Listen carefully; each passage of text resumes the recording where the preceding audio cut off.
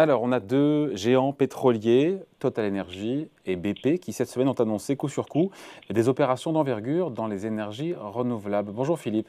Bonjour David. Philippe Escande, éditorialiste au Monde.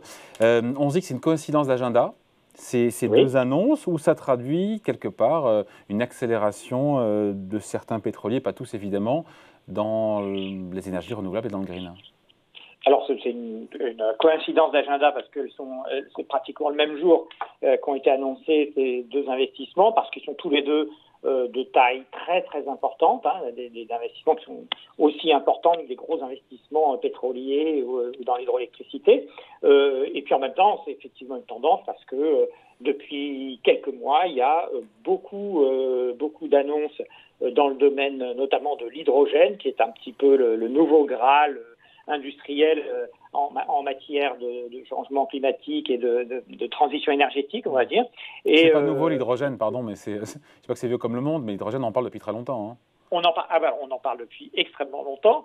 Ce qui est tout à fait nouveau, c'est que aujourd'hui, on peut utiliser de l'énergie renouvelable, donc faire de l'électricité avec de l'énergie renouvelable et faire de l'hydrogène à partir de l'eau en utilisant cette électricité. Qu'est-ce que ça veut dire? Ça veut dire tout simplement que aujourd'hui, on produit presque 100 millions de tonnes d'hydrogène dans le monde. On en produit énormément parce que c'est très utilisé dans les processus industriels. Mais on le fait à partir de quoi? À partir de gaz naturel. Et ça émet du méthane. Donc c'est extrêmement nocif pour l'environnement. Alors évidemment, c'est pas la peine de mettre de l'hydrogène fait à partir de gaz dans votre voiture parce que le bilan CO2 va être catastrophique. Ce qui est tout à fait, ce qui est plus récent, c'est que maintenant qu'il commence à y avoir des outils de production, des capacités de production d'énergie renouvelable, solaire ou éolienne très importantes, eh bien on peut fabriquer de l'hydrogène avec cette énergie sans émission de CO2. Et là, ça change tout. Pourquoi? Parce que l'hydrogène, c'est un gaz qui peut se stocker, et donc ça pourrait être, on va dire à moyen terme, une manière intelligente de stocker l'électricité des renouvelables, ce qu'on ne sait pas faire, hormis les barrages bien sûr, mais en tout cas dans le solaire et dans l'éolien, on ne sait pas stocker cette énergie, et comme c'est intermittent, c'est un énorme problème, c'est évidemment le facteur limitant du développement des énergies renouvelables. Donc vous voyez qu'il y a la conjonction de tout ça, et puis l'hydrogène, à partir du moment où il est vert, eh bien, il peut rentrer dans des tas de processus industriels comme la sidérurgie, mais aussi dans les transports, les poids lourds, les trains, enfin, tout un tas d'utilisations qui, aujourd'hui, sont très émettrices de CO2. Donc, c'est un élément fondamental de la transition énergétique, et c'est pour ça que les pétroliers l'ont identifié comme un des axes à suivre, même si les obstacles sont encore nombreux. Ouais. Après, c'est vrai qu'on a souvent reproché aux pétroliers d'y aller à pas compter dans les énergies renouvelables, ou de ne pas y aller du tout, mais pour certains, d'y aller trop doucement, le pied sur le frein. Là, pour le coup, on se dit qu'on est vraiment sur des projets, que ce soit le projet TotalEnergies ou BP, sur des projets qui sont vraiment gigantesques, de grande envergure, risqués, avec des investissements qui sont en milliards. Ouais. C'est tout à fait. On y est là. Là, on y est. Hein. Alors, ça ne veut pas dire que tous les problèmes sont résolus. Ça ne veut pas dire que ça va se faire comme on pense que ça va se faire. Mais en tout cas, on a des projets qui sont de taille industrielle. Et ça, c'est absolument fondamental. C'est un petit peu comme dans l'éolien. C'est-à-dire qu'au début, on mettait quelques éoliennes et puis on disait, oui, mais enfin, vous êtes gentil, ça fait 1/100 de la production d'une centrale nucléaire. C'est pas ça qui va changer la face du monde. Et puis maintenant, on fait des projets d'éoliennes en mer du Nord, la Grande-Bretagne en fait, qui sont l'équivalent de la moitié du parc nucléaire français, par exemple, hein, avec des tailles vraiment industrielles. Là, en ce qui concerne les deux annonces, si on prend celle de BP, par exemple, c'est un projet qui vise à mettre des capacités de production d'énergie renouvelable sur une surface de 6500 km², c'est-à-dire un département français en gros.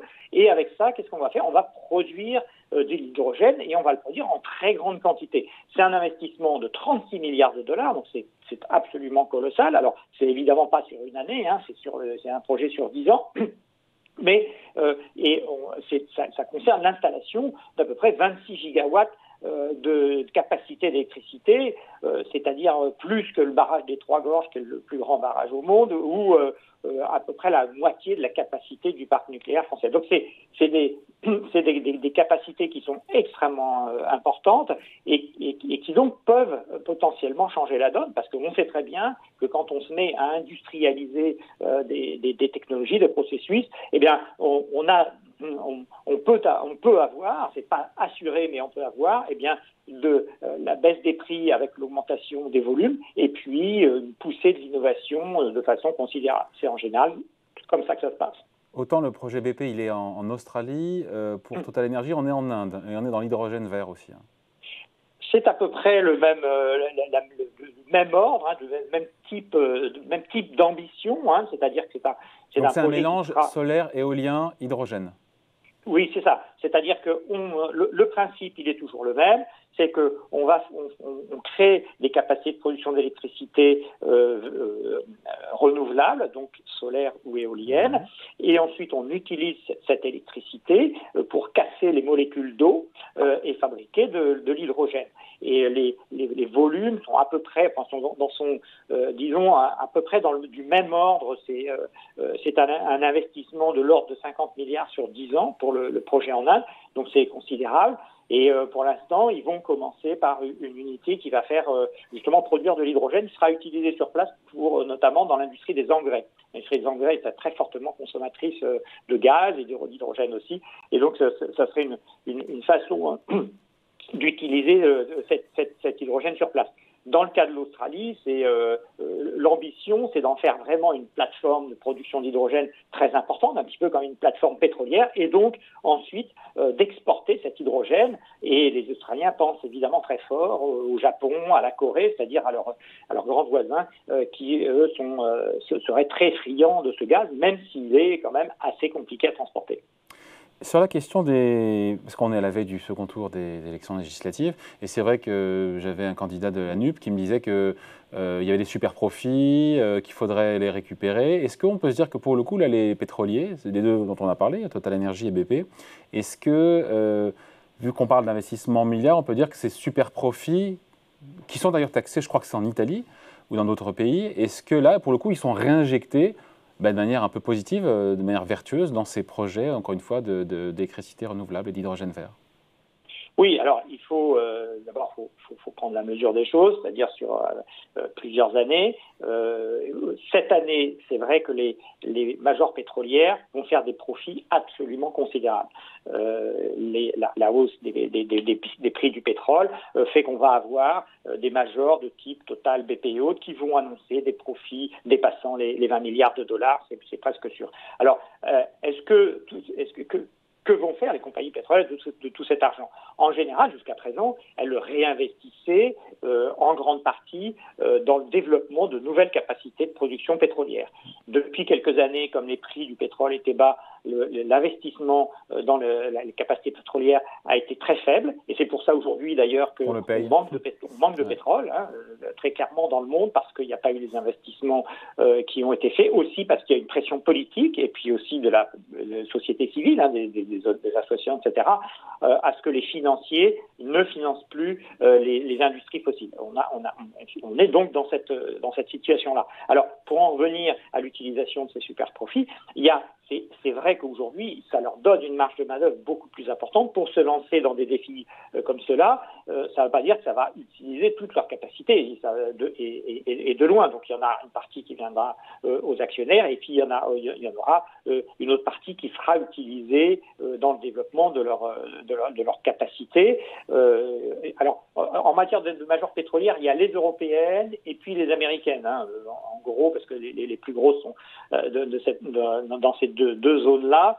Les européennes, c'est-à-dire essentiellement Total Energy, BP et Shell, sont beaucoup plus engagées que leurs homologues américaines dans la transformation vers la production d'électricité et d'électricité renouvelable. Et c'est pour ça d'ailleurs que ces deux annonces, par exemple, concernent BP et Total. Aux États-Unis, on est beaucoup plus en arrière de la main. Exxon entre à reculons dans la transition énergétique et ses confrères comme Chevron et autres également. Et il misent beaucoup, mais sans... Je ne sais pas si, je ne pense pas qu'ils y mettent une part considérable de leur profit sur la capture du carbone. La capture du carbone, évidemment, ça a l'intérêt, c'est qu'on peut continuer à faire son métier comme si de rien n'était, c'est-à-dire à utiliser carburant fossile. Simplement, on capte le carbone et comme ça, on dit qu'on ne fait plus d'émissions. Alors, évidemment, ce serait formidable pour eux, mais la technologie de capture de carbone est encore moins, beaucoup moins au point que celle de l'hydrogène, donc on en est très très loin. Et les majors américaines n'investissent pas dans les énergies, ou très peu dans les énergies renouvelables. Donc c'est vraiment une particularité. Alors c'est vrai que en France et en Europe en général, BP, Total Energy sont critiqués pour continuer à investir encore dans le pétrole et le gaz. Total Energy mise énormément sur le gaz et évidemment ils sont un petit peu en porte-à-faux avec l'histoire russe aujourd'hui.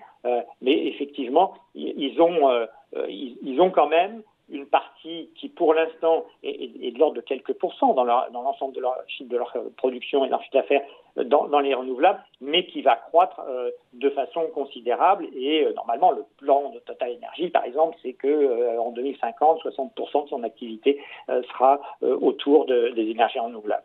Bon, voilà, merci beaucoup. Décryptage signé Philippe Escande, éditorialiste au Monde. Merci Philippe.